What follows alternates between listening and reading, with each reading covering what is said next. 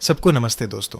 इन दिनों miss Hong ने पहले तो जंगवू को पूरी तरह गिराकर खेल से बाहर कर दिया, लेकिन तुरंत बाद वो उसी जंगवू को पलटकर अपने साथ पार्टनरशिप के लिए इनवाइट कर देती है, क्योंकि उसकी नज़र में जंगवू का मर्जर्स एंड एक्विजिशंस वाला टैलेंट बिल्कुल टॉप लेवल का है। जंगवू मिस हॉन्ग पर अब भी ट्रस्ट नहीं कर पाता। वो उसे सलाह देता है कि इतने डेंजरस गेम से दूर रहो और वक्त रहते पीछे हट जाओ, लेकिन मिस हॉन्ग पूरी तरह कॉन्फिडेंट है। उसे अपने प्लान पर पूरा भरोसा है। वो बोल्ड मूव लेते हुए प्रेसिडेंट जंग और उस छोटे साहब द्वारा तैयार किया गया पूरा सीक्रेट फंड्स वाला लेजर जंगवू के सामने खोलकर रख देती है और साफ साफ ये भी बता देती है कि उसका नेक्स्ट प्लान है बाकी बचे हुए सारे सीक्रेट फंड्स भी चोरी कर लेना। मिस हॉन्ग के लगातार समझाने और तर्क देने के बाद जंगवू आखिरकार उसके साथ मिलकर काम करने के लिए तैयार हो जाता है। जंगवू की टीम में ऑफिशियली शामिल होने के साथ साथ दूसरी तरफ एप्पल जाई भी स्विट्जरलैंड के बैंक से अपने नाम वाले अकाउंट का पैसा निकाल रही है। मिस हॉन्ग का प्लान है कि दोनों तरफ की ये एक्टिविटीज़ एक साथ चलें, बिल्कुल सिंक्रोनाइज तरीके से। उसका टारगेट है कि हॉनमिन ने कोरिया के अंदर जितना भी सीक्रेट फंड छुपा कर रखा है सब कुछ एक ही बार में पूरी तरह खाली कर दिया जाए। ये सारे फंड्स सोल की अलग अलग शाखाओं के बैंक मैनेजर्स के डमी या बोरोड नाम वाले पर्सनल अकाउंट्स में हाइड किए गए हैं, और अगर इन्हें निकालना है तो सबसे पहले उन सभी ब्रांच मैनेजर्स की पासबुक और उनके पर्सनल सील्स यानी मुहरें हासिल करनी होंगी। रोज़ रोज़ की ऑब्जर्वेशन और एनालिसिस को मिलाकर सेक्रेटरी को इस नतीजे पर पहुंचती है कि ये सब पासबुक्स और सील्स ज़रूर मेयर सॉन्ग के प्राइवेट सेफ में छिपाकर रखी गई होंगी। रात को सेक्रेटरी को और एल्बर्ट चुपचाप मिलकर मेयर सॉन्ग के ऑफिस में घुस जाते हैं। अपनी जन्मजात परफेक्ट पिच वाली सुनने की एबिलिटी का इस्तेमाल करते हुए सेक्रेटरी को पहले ही सेफ के पासवर्ड की ध्वनि से पहचान कर चुका होता है। जैसे ही वो वही पासवर्ड कीबोर्ड पर डालता है, सिर्फ बिना किसी दिक्कत के आसानी से खुल जाता है और जैसा उन्होंने सोचा था बिल्कुल वैसा ही निकलता है। अंदर रखे हुए फाइल एनवेलोप्स में सचमुच सभी ब्रांच मैनेजर्स की पासबुक्स और उनकी ऑफिशियल सील्स रखी होती हैं। ये असली सामान सुरक्षित हाथ में ले लेने के बाद एल्बर्ट बड़े परफेक्शन के साथ कई सेट्स ऐसे फाइल एनवेलोप्स तैयार करता है जो देखने में बिल्कुल ओरिजिनल जैसे लगते हैं। फिर वो सारे फेक एनवेलोप्स वापस सेफ के अंदर नीटली अरेंज करके रख देता है। सेक्रेटरी को मेयर सॉन्ग की डेस्क के नीचे छिपाया हुआ ओरिजिनल रिकॉर्डिंग डिवाइस निकाल लेती है और उसकी जगह पर एक फेक डमी रिकॉर्डर रख देती है ताकि मेयर को लगे कि सब कुछ नॉर्मल है और मिस हॉन्ग की टीम को कुछ एक्स्ट्रा टाइम मिल जाए। और सबसे बड़ी किस्मत ये कि जो पासबुक्स वे वापस लेकर आए हैं उन पर मेयर सॉन्ग ने खुद ही हर अकाउंट का यूज़र नेम और पासवर्ड भी लिख रखा था। अब अगला कदम यह है कि मिस हॉन्ग और उसकी टीम तुरंत इंटरनेट बैंकिंग पर लॉग इन करें। चंद मिनटों के अंदर अंदर वे सभी बैंक मैनेजर्स के अकाउंट से सीक्रेट फंड्स को पूरी तरह क्लियर कर देते हैं, एक भी पैसा छोड़ते नहीं। अगले दिन नेचुरली सस्पेक्टिश मेयर सॉन्ग को अपने ऑफिस में हल्का सा बदलाव महसूस होता है, लेकिन एल्बर्ट और सेक्रेटरी को द्वारा तैयार किए गए फेक सामान की वजह से जब वो सेफ में फाइल्स और रिकॉर्डर चेक करती है और दोनों चीज़ें अपनी जगह पर इंटैक्ट पाती हैं तो वो अपने सारे डाउट्स फिलहाल के लिए छोड़ देती है। इस बीच किम मी सूक मिस हॉन्ग के पेरेंट्स की फ्राइड चिकन शॉप में काम पर लगी हुई है। मिस हॉन्ग के मॉम डैड बहुत ही गर्मजोशी से पेश आते हैं। वो मीसू और उसकी बेटी किम बॉम दोनों का दिल से ध्यान रखते हैं। अक्सर वो मीसू को टाइम से पहले ही घर भेज देते हैं ताकि वो अपनी ज़िंदगी फिर से संभाल सके और अपनी बच्ची के साथ ज़्यादा वक्त दे सके। ये सारी काइंडनेस अपने दिल में संजोकर मीसूक हिम्मत जुटाती है और दोबारा बैंक की अपनी पुरानी जॉब पर वापस लौटने का फैसला कर लेती है, लेकिन लौटते ही उसे सहकर्मियों की कानाफूसी और जजमेंटल निगाहों का सामना करना पड़ता है। उसका माइंड अभी तक पूरी तरह स्टेबल नहीं है और कस्टमर्स की कड़वी बातें, गालियाँ और ताने उसे बार बार पुराने नाइटमेयर जैसे हादसों की याद दिला देते हैं। ऐसे क्रिटिकल मोमेंट पर मिस हॉन्ग एक बड़ा सा कैश बैग लेकर सीधे उसी बैंक काउंटर पर पहुंचती है। वो साफ कहती है कि उसकी सारी ट्रांजैक्शन सिर्फ और सिर्फ मीसूक ही संभालेगी। ये सुनते ही मीसूक के चेहरे पर अचानक एक छोटी सी मुस्कान आ जाती है। उसे अच्छी तरह समझ आ जाता है कि मिसेस हॉन्ग जानबूझकर उसके कॉन्फिडेंस को बूस्ट करने के लिए इतनी बड़ी रकम लेकर यहाँ आई है और मिसेस हॉन्ग जैसे बड़ी क्लाइंट को हैंडल करने की वजह से आखिरकार एम.आई. सुक को ब्रांच मैनेजर और बाकी सहकर्मियों से भी रिस्पेक्ट मिलने लगता है। मिस हॉन्ग के सपोर्ट और इनकरेजमेंट का सामना करते हुए मीसूक तय कर लेती है कि वो फिर से हिम्मत के साथ अपनी ज़िंदगी नई शुरुआत से जिएगी। मिस हॉन्ग उसे जेंटली ये भी समझाती है कि खुद के साथ ज़्यादती मत करो, इतना भी मत झुको कि खुद ही टूट जाओ। अगर तुम बहुत ज़्यादा खुद को पुश करोगी तो आखिर में सबसे पहले दर्द और चोट तुम्हें ही मिलेगी। दूसरी तरफ अपार्टमेंट में मिस हॉन्ग और जंगवू मिलकर अपने हाथ लगे पासबुक्स वगैरह को सॉर्ट और ऑर्गेनाइज कर रहे होते हैं। बड़ी हैरानी से देखता है कि दोनों के काम करने का तरीका, जेस्चर्स और बोलने का अंदाज तक, यहाँ तक कि डिसीजन लेने की स्टाइल भी, सब कुछ एकदम अमेजिंगली सिंक्रोनाइज लग रहा है। ली ये बात एल्बर्ट और सेक्रेटरी को बताता है।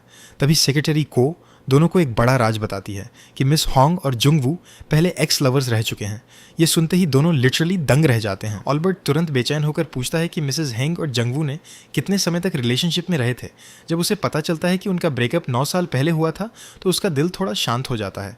उसे लगता है कि अभी भी उसके पास अपनी जगह बनाने का चांस मौजूद है। वो अपने कंप्यूटर स्किल्स का इस्तेमाल करते हुए पायरेट नेट को फिर से रिस्टोर करने में सफल हो जाता है। अब मिस होंग एल्बर्ट के बाद इस साइट की नई कैप्टन बन चुकी है। वेबसाइट रिकवर होते ही मिस होंग तुरंत एक्शन में आ जाती है और पायरेट नेट के जरिए बड़े लेवल पर हनमिन के शेयर्स खरीदना शुरू कर देती है। और ये सारा पैसा वही है जो उन्होंने ब्रांच मैनेजर्स के सीक्रेट अकाउंट से निकाला था। ये खबर सुनकर चेयरमैन रजे में आ जाता है। वो ऑर्डर देता है कि उसका नाती अल्बर्ट और उसकी बेटी एप दोनों में से जो भी सबसे पहले इस कैप्टन को पकड़ लेगा वही हानमिन का अगला प्रेसिडेंट बनेगा। मिस हॉर्न के प्लान के हिसाब से अगले दिन अल्बर्ट अपने फादर डायरेक्टर वू से मिलने जाता है। वहाँ वो अपने पिता से सीधा झूठ बोलता है कि असल में वही पायरेट नेट का कैप्टन है। ये सुनते ही डायरेक्टर वू आगब बुला हो जाता है। वो गुस्से में चीज़ें उठाकर बेटे को मारने के लिए आगे बढ़ता है, लेकिन अगले ही पल वो खुद को रोक लेता है और थोड़ा शांत होकर हालात को अपने फेवर में मोड़ने के बारे में सोचने लगता है। उसे महसूस होता है कि अब उसे डिफेंसिव नहीं बल्कि ऑफेंसिव होना पड़ेगा, यानी वो खुद कहानी को कंट्रोल करेगा। इस समय कैप्टन ने पहले ही हनमिन के काफ़ी शेयर्स खरीद लिए हैं और अगर वो पब्लिक में ये कह दे कि उसका बेटा ही कैप्टन है तो प्रैक्टिकली इसका मतलब ये होगा कि वो सारे शेयर्स इनडायरेक्टली उसी के परिवार के हैं। ये सब सोचकर डायरेक्टर वो सीधे चेयरमैन से मिलने पहुंचता है और उसे एक फेक प्रोफाइल थमाता है जिसमें लिखा है कि कैप्टन असल में कोई जापानीज कोरियन टाइप मिस्टीरियस व्यक्ति है। वो दावा करता है कि इन्वेस्टिगेशन के बाद उसे यही पता चला है। साथ ही डायरेक्टर वू बोल्ड होकर चेयरमैन को सलाह देता है कि कैप्टन के इतने बेखौफ होने की एक ही वजह है कि इतने समय से प्रेसिडेंट की सीट खाली पड़ी हुई है, जिससे हर तरफ के छोटे बड़े शार्क्स को मौका मिल गया है अंदर घुसने का। तुरंत बाद डायरेक्टर वू अपने ही बेटे एल्बर्ट की रिकमेंडेशन देता है कि उसे प्रेसिडेंट बना देना चाहिए। वो जोर देकर कहता है कि जो भी हो, एल्बर्ट एप्पल जी जैसी किड जैसी लड़की से कहीं ज़्यादा कैपेबल और सही चॉइस है। चेयरमैन डायरेक्टर वू की बातों पर भरोसा कर लेता है और अपने वादे के मुताबिक एल्बर्ट को प्रेसिडेंट बनाने का मन बना लेता है।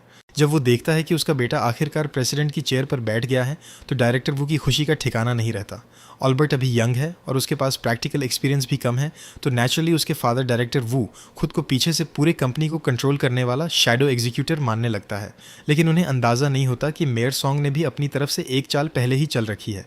असल में उसने डायरेक्टर वू के ऑफिस में एक हिडन रिकॉर्डर पहले से इंस्टॉल करवा रखा है। इसी रिकॉर्डर की मदद से उसे पिता पुत्र के बीच हुई सारी बातें पता चल जाती हैं और वो समझ जाती है कि असली कैप्टन तो अल्बर्ट ही है। मेयर तुरंत ये खबर चेयरमैन तक पहुंचा देती है और साथ ही बताती है कि डायरेक्टर वू ने अपने 9% वाले शेयर्स भी मार्केट में बेच डाले हैं और फॉक्स एसोसिएशन के नाम पर छिपा कर रखे सीक्रेट फंड्स भी किसी ने पूरी तरह साफ कर दिए हैं। मेयर यहाँ तक ब्लेम डाल देती है कि सीक्रेट फंड्स वाले मामले के पीछे भी डायरेक्टर वू का हाथ हो सकता है। ये सुनते ही चेयरमैन शर्म और गुस्से से कांप उठता है। वो अपने दामाद डायरेक्टर वू पर पूरी तरह टूट पड़ता है, लेकिन एल्बर्ट बिना डरे कामली बोल पड़ता है और सीधा चेयरमैन से पूछ बैठता है कि क्या उसके अंकल प्रेसिडेंट जैंग की कार एक्सीडेंट भी सच में एक्सीडेंट थी या फिर वो चेयरमैन द्वारा जानबूझकर करवाई गई किलिंग थी ताकि सीक्रेट फंड्स वाली बात हमेशा के लिए दबा दी जाए। ये सुनते ही डायरेक्टर वू रिफ्लेक्स में बेटे को एक जोरदार मुक्का मार देता है और खुद चेयरमैन के आगे घुटने टेक कर एक्सप्लेनेशन देने की कोशिश करता है, लेकिन अब उसकी हालत पूरी तरह फिनिश्ड है। चेयरमैन उसे और उसके बेटे दोनों को घर से निकाल देने का आदेश दे देता है। जब फादर और सन अकेले होते हैं, अल्बर्ट एक बार फिर अपने पिता से अंकल की कार एक्सीडेंट के बारे में पूछता है। उसे पूरा यकीन है कि उसके फादर को सारी सच्चाई पता है। डायरेक्टर वू इस बार डिनाइल नहीं करता, वो बस इतना कहता है कि एक्सीडेंट सच था या प्लान्ड। अब ये पॉइंट इंपॉर्टेंट नहीं है। इंपॉर्टेंट ये है कि प्रेसिडेंट जैंग के मरने की वजह से ही उसे और एल्बर्ट को इस दुनिया में ऊपर उठने की जगह मिल पाई। ऐसे सेल्फ सेंटर्ड पिता को देखकर एल्बर्ट के दिल में उसके लिए सिर्फ डिसअपॉइंटमेंट और डिसगस्ट बचती है। रात को कहीं और जाने की जगह न होने पर एल्बर्ट सीधे मिस होंग के अपार्टमेंट पर आ जाता है और सोफे पर लेटकर नाटक वाले अंदाज में कहता है कि अब से उसकी सारी खाने पीने की जिम्मेदारी मिस होंग की है। वो कहता है कि अब वो पूरी तरह कंगाल हो चुका है, उसके पास कुछ भी नहीं बचा। लेकिन सच्चाई ये है कि डायरेक्टर वू का डाउनफॉल और मेयर सॉन्ग का ये मूव सब पहले से मिस होंग के पूरे प्लान का हिस्सा थे। उसका असली मकसद था कि मेयर सॉन्ग के हाथों ही चेयरमैन के इस ट्रस्टेड आदमी डायरेक्टर वू को हटवा दिया जाए। उसी दिन स्विट्जरलैंड से वापस लौटी नोरा को जब पता चलता है कि डायरेक्टर वू और उसका बेटा दोनों घर से निकाल दिए गए हैं तो वो तुरंत सेक्रेटरी को से मिलने भागती है। जैसा सेक्रेटरी क्यो ने पहले ही सोच रखा था, नोरा स्विट्जरलैंड वाले सीक्रेट फंड अकाउंट के बारे में कोई भी इन्फॉर्मेशन शेयर नहीं करती। उल्टा वो सेक्रेटरी क्यो से सवाल करती है कि उसने पहली बार मिस होंग के साथ मिलकर काम करने का फैसला क्यों किया था। सेक्रेटरी को ईमानदारी से बताती है कि बचपन से लेकर अब तक उसे बहुत अनफेयर ट्रीटमेंट और ह्यूमिलिएशन झेलनी पड़ी है और सिर्फ मिस होंग ही थी जो हर बार उसके लिए आगे बढ़कर खड़ी हो गई। उसके लिए इसीलिए लाइफ गिव एंड टेक पर चलती है और आज मिस हॉन्ग के साथ मिलकर काम करना उसके लिए उसी फेवर का जवाब देने जैसा है। बाद में नोरा मिस हॉन्ग से माफ़ी मांगती है। वो बताती है कि असल में वो स्विट्ज़रलैंड वाले विथड्रॉल फॉर्म पर साइन करने ही वाली थी, लेकिन तभी जुंगवू का फ़ोन आया। जुंगवू ने उसे इम्पल्सिव स्टेप उठाने से रोक दिया और डर से नोरा पीछे हट गई। मिस हॉन्ग उस पर कोई गुस्सा नहीं दिखाती, वो बस जेंटल तरीके से उसे याद दिलाती है कि अब जब एल्बर्ट घर से निकाला जा चुका है तो बहुत जल्द नोरा खुद हानमिन की नई प्रेसिडेंट बनने वाली है। बिल्कुल मिस हॉन्ग के अंदाजे के मुताबिक जब चेयरमैन कंफर्म कर लेता है कि स्विट्ज़रलैंड वाले सीक्रेट फंड अकाउंट में रखा एक भी पैसा अभी तक मूव नहीं हुआ तो उसका दिल थोड़ा शांत हो जाता है और वो फैसला करता है कि अब उसकी बेटी नोरा ही हानमिन की नई प्रेसिडेंट बनेगी। नोरा, जिसे बिजनेस की ए से जेड तक हार्डली कुछ पता है, अचानक से दुनिया से कटी हुई प्रिंसेस से बदलकर हानमिन की नई टॉप बॉस बन जाती है।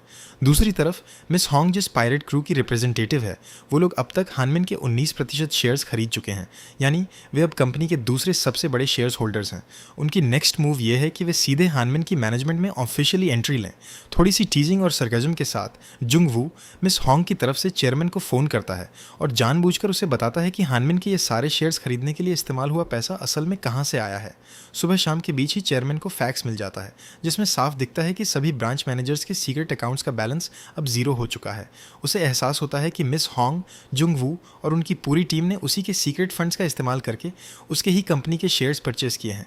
ये सोचते ही चेयरमैन का गुस्सा आसमान छूने लगता है, लेकिन साथ ही यूइडो फाइनेंशियल सर्कल का किंग होने के नाते चेयरमैन कैंग ठान लेता है कि अब वो फुल स्केल रिवेंज और काउंटर अटैक शुरू करेगा। यहीं पर आज का ये एपिसोड खत्म होता है। बस आज के लिए इतना ही। अगर आपको ये कहानी पसंद आई हो तो लाइक और कमेंट ज़रूर छोड़िए। चैनल को सब्सक्राइब करना मत भूलिए। चलिए आज के लिए यहीं ख़त्म करते हैं। Bye bye.